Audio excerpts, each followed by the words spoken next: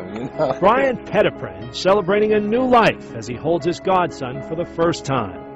He just smiled all the time, and he always had a positive attitude. But 1 month later, the successful young businessman was dead. And he walked up the inside staircase, and then he just walked off the end of the building. His father, John, says he'd been taking Ambien to help him sleep. This young man had so much life in him and so much life ahead of him. You know, it was just snuffed out. It ended up flat on the roof of a building.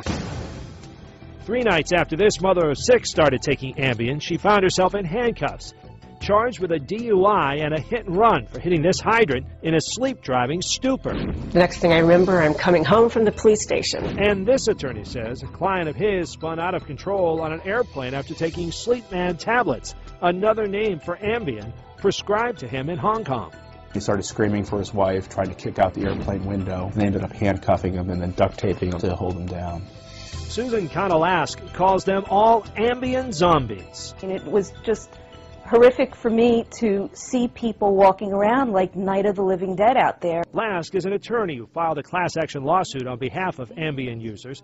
She withdrew the suit after the FDA ordered stronger label warnings. She's now writing a book about Ambien. It ruins people's lives. Took an Ambien.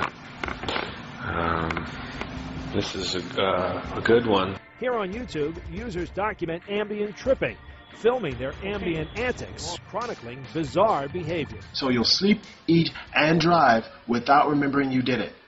This is something I have to try. And in this YouTube video, a man is seen getting a DUI while on Ambien.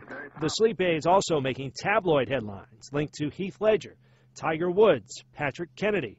Actor Jack Nicholson says he almost drove off a cliff in an Ambien stupor, while millions take Ambien without reporting any negative side effects. Even the company that makes it says it's not for everyone. A spokeswoman for Sanofi Aventis, the French drug company that makes Ambien, tells Fox it's committed to patient health and safety and treats these matters with the highest degree of importance.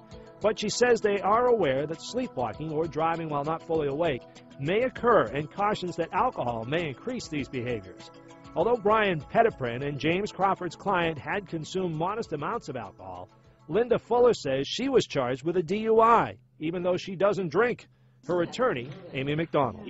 She was just basically a victim of Ambien. We are literally one nation under sedation. Americans consumed $4.5 billion worth of sedative, hypnotics, or sleep medications in 2009 alone. David Mahan is the program director for the Sleep Recovery Centers, which treat insomniacs with neurofeedback instead of pills.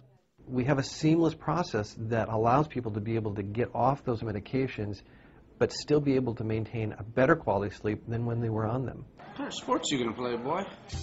John Petiprin wishes more doctors would be less quick to dole out Ambien. He says the loss of his son has given him plenty of sleepless nights, and despite tougher warnings, he says it won't make it right. How many more lives have to be so dramatically affected before something is done?